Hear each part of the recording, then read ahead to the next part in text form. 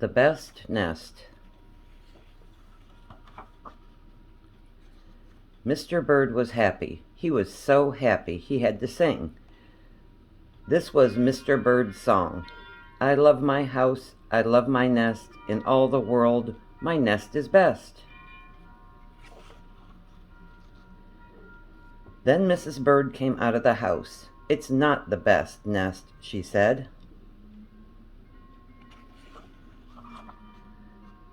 I'm tired of this old place, said Mrs. Bird. I hate it. Let's look for a new place right now. So they left the old place to look for a new one. This place looks nice, said Mr. Bird. Let's move in here.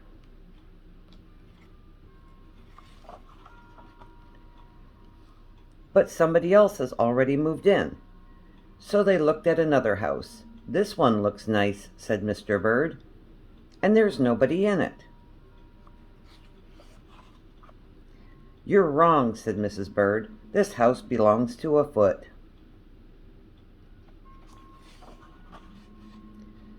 So they went on looking. I like this one, said Mr. Bird.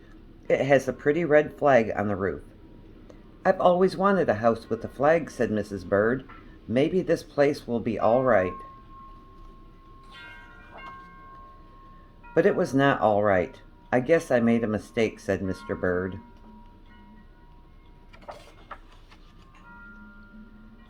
You make too many mistakes, said Mrs. Bird. I'm going to pick the next house. And here it is, right here.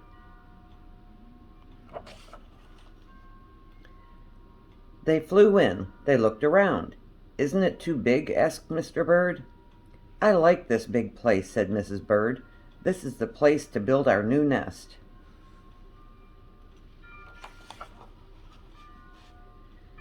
They went right to work. They needed many things to build their nest. First, they got some hay. They got some soda straws and broom straws. They got some sweater string. They got some stocking string and mattress stuffing. They got some horsehair. They got some man hair. Soon they had all the hay, all the straw, all the string, all the stuffing, all the horsehair, and all the man hair they could carry. They took it all back to build their nest.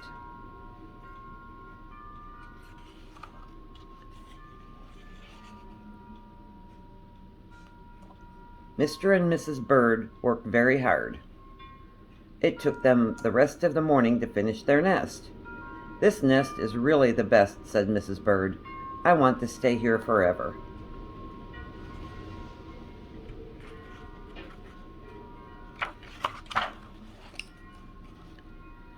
Mr. Bird was very happy too. He flew to the top of his house. He sang his song again. I love our house, I love our nest, in all the world our nest is best. He was so busy singing he didn't even see Mr. Parker coming.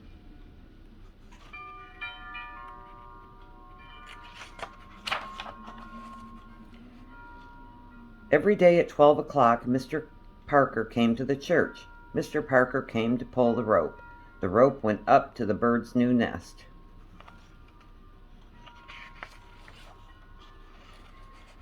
The rope rang the big bell right under Mrs. Bird's nest.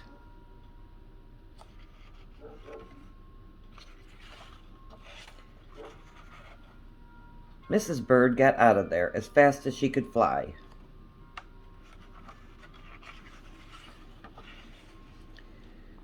When Mr. Bird came in, all he could see was a mess of hay and string and stuffing and horsehair and man hair and straws. Where was Mrs. Bird?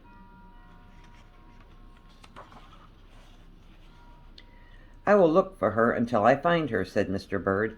He looked high, he looked low, he looked everywhere for Mrs. Bird.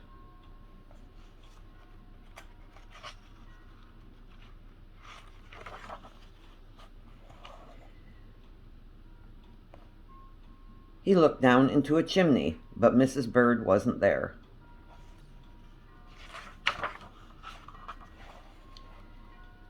He looked down into a water barrel, but Mrs. Bird wasn't there.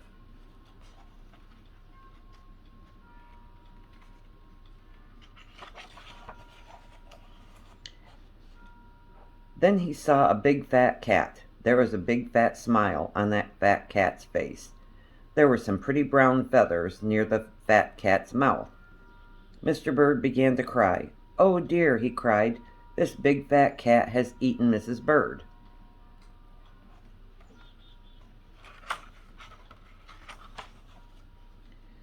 Mr. Bird flew off. "I'll never see Mrs. Bird again," he cried. It was getting dark. It began to rain. It rained harder and harder. Mr. Bird could not see where he was going.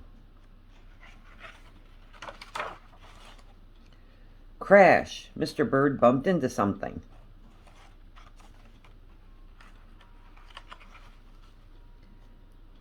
It was his old house, that old house that Mrs. Bird hated.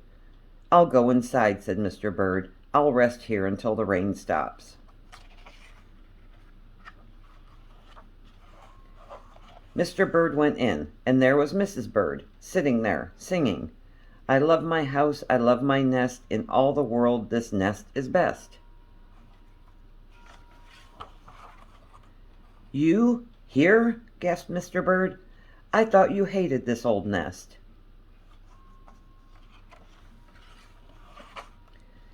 Mrs. Bird smiled. "I used to hate it," she said, "but a mother bird can change her mind. You see, there's no nest like an old nest for a brand new bird." And when the egg popped open, the new bird thought so too.